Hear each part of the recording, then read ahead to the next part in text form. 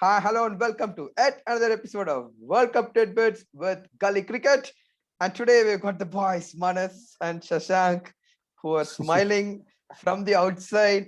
But then we all know what the Mm, reality is, right? India is officially out of the competition, out of the race for the semi-finals, and that was because of the game yesterday between New Zealand and Afghanistan. Okay, Manas, I think it was quite evident right from the start, isn't it? New Zealand, it was a must-win game for them, and they just did not even give a sniff of a chance for Afghanistan.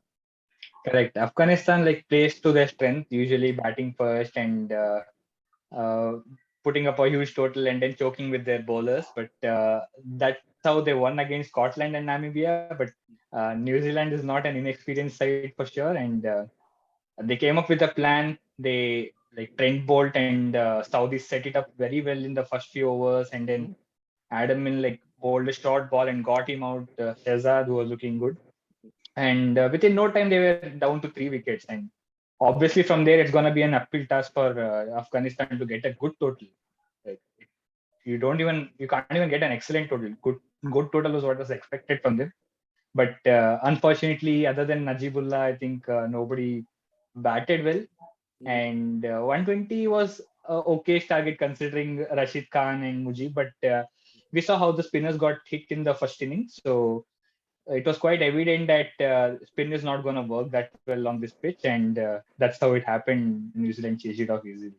Yeah, I think everything that could go wrong for Afghanistan, okay, went wrong, and in turn, okay, even for India went wrong. But I think, Shash, I think that's the whole idea, isn't it? Bolt, Saudi, Adam Milne. I mean, they provided to be like too hot to handle for the Afghans yesterday. Yeah, I think New Zealand put out a very professional performance, if you have to look at it, because they came up with a clear plan. I think once Saudi got hit over his head, Mm-hmm. very overpitched, I think you never saw any full balls after that. They knew what is the strength or what Afghanistan batsmen will be looking for. They only bowl short of a length or either short pitch bowling once in a while to mix it up. So clearly in the power play, the match was more or less done. I think each of the three pacers got a wicket each. You can say they shared the wickets in the power play. And yeah, I mean, Afghanistan's inexperience sort of showed against a quality team like New Zealand, where they kept picking wickets at regular intervals. And Afghanistan were not able to put a substantial score. I think 150 would have been a decent total, for them to defend. But I think they were easily 25, 30 runs short on that pitch. Yeah, so even in the last over, right, Rashid Khan was not really able to score. So even I was hoping, okay, the last over, Rashid Khan probably hits a couple of sixes, the score goes to 140 Yeah, and something. considering Jimmy Neesham was bowling, it was not one of the main bowlers, who Right. was actually bowling. Uh, Yeah. So there um, was an opportunity, you can see. yeah, so Shash, you mentioned professional performance, okay, and it carried on to the batting as well, right? So you take Williamson, take Conway for example, right? I mean, they ensured that there was no jitters at all in the chase. They knew the target, they knew what they want to do, went about in a very cool and nice manner.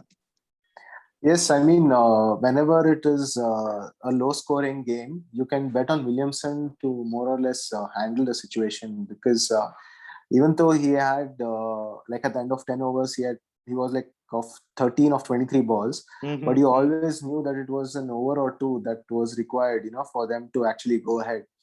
And there was a nick of Conway, which actually Afghanistan failed to, notice of the bowling of Hamid Hassan. Okay. Maybe that wicket might have, changed the course of the game a little bit. That was right after the drinks break. But yeah, that is that. And Conway started opening up against the spinners once he became a little settled. And then they managed to win it quite comfortably in the end with more than 2 overs to spare. Yeah, so I think it was a victory for New Zealand, clinical professional performance. And Manas, they make it to the semi-finals of yet another World Cup, right? So what do you think? I mean, we used to call them the eternal bridesmaids, right? They always used to make it to the finals, semi-finals, but now they have won the Test Championship as well. I'm sure they would be feeling confident, right? Probably they can run England close or actually go in with a lot of confidence after 4 wins in a row. Yeah, no doubt England is a good team, but New Zealand has got good players as well. They got the batting tick, they got the bowling tick. So yeah, New Zealand can win it. Looks difficult, but of course the players are in great form. They have such great records on paper, and they've got the bowlers. Like the bowlers are doing really well, especially Trent Bolt, Milne, and Saudi. They're coming together well.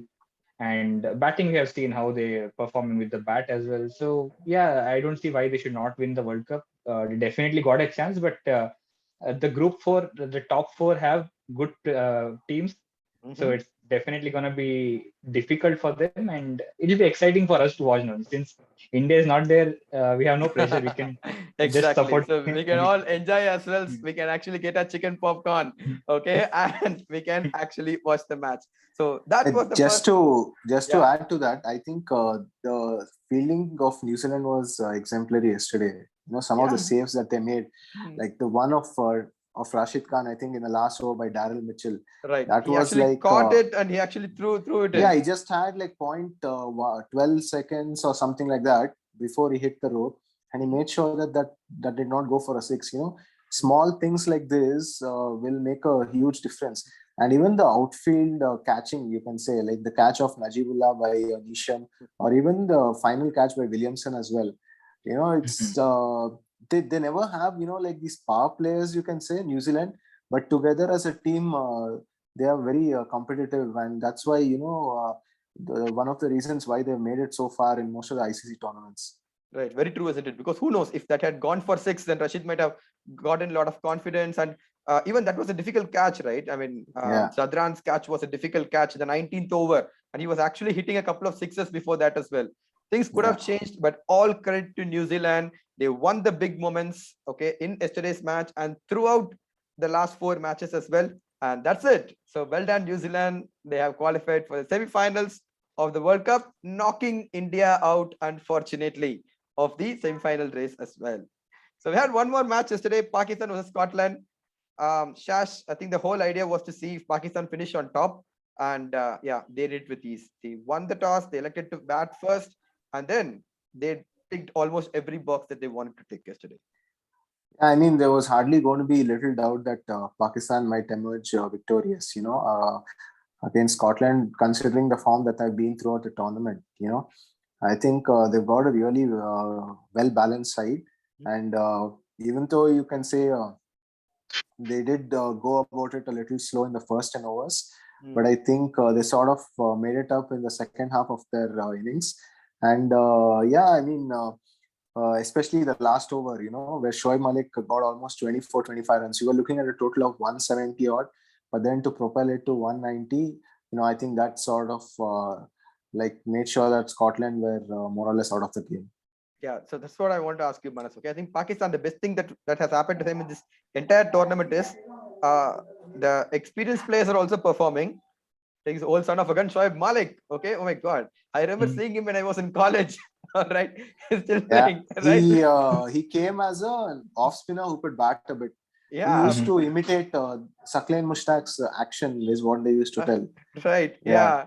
Yeah. I mean, and the likes of Rizwan and Babar Asam were relatively new, like 4 or 5 years experience as well. So uh, I think that's the only team that's undefeated in this competition. And I think they have ticked almost every box, isn't it, Manas? And they would be going into the semis with a lot of confidence against Australia.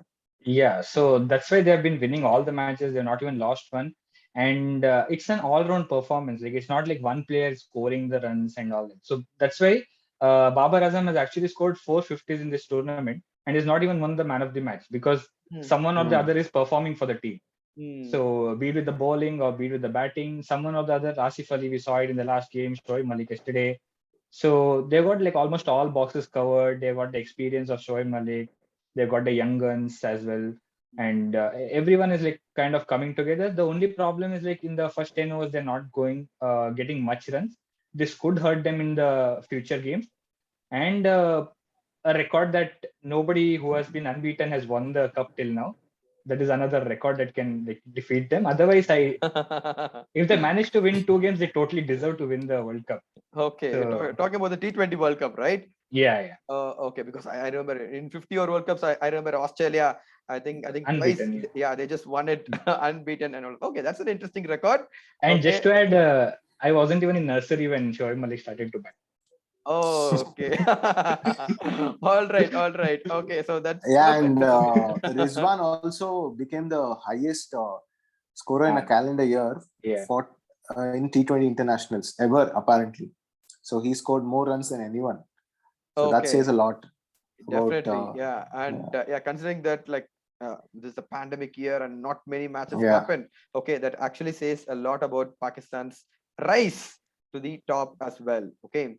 All right. So that was yesterday. That was the day that was Pakistan. A very, very happy and decent campaign for Scotland. I'm sure they must have learned a lot playing against all these big teams.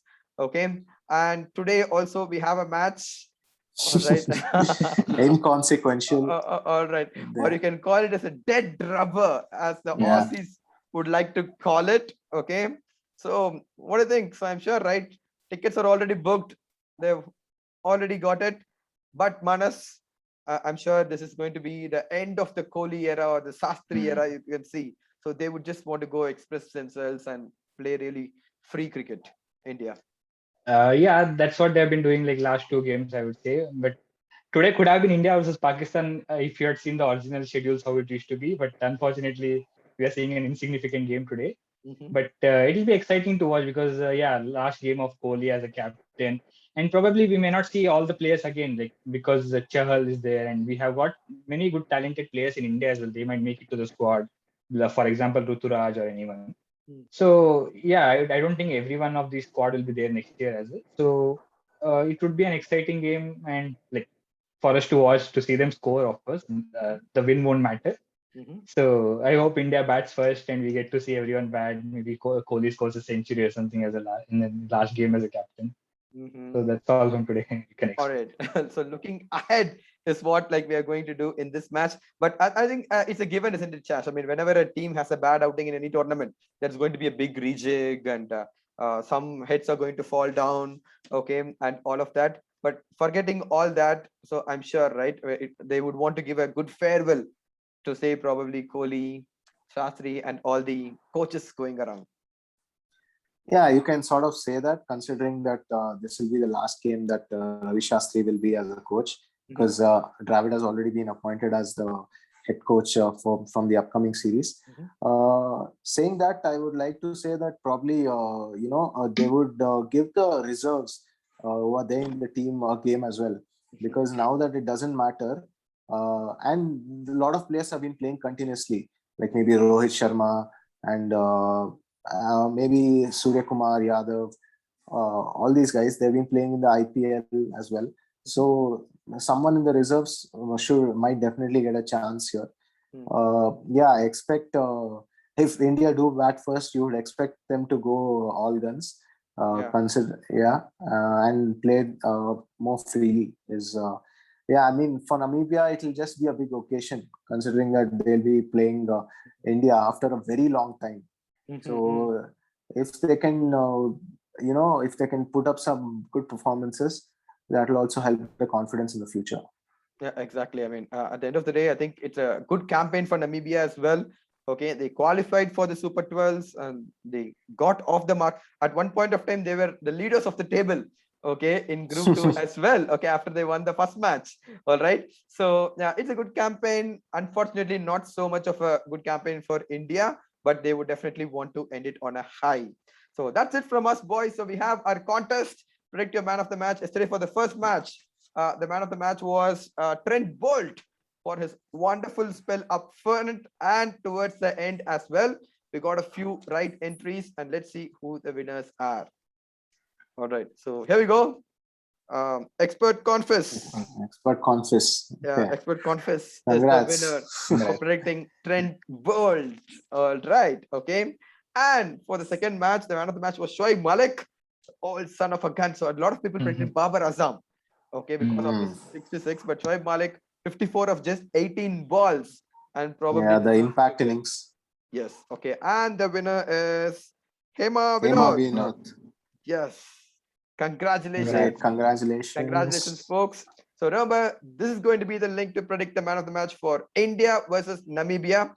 there's only one match today going on from now. There's going to be only one match. Okay, so keep End of the watching double headers. exactly. So keep watching the cricket, folks. Enjoy yourself and keep predicting. Cheers.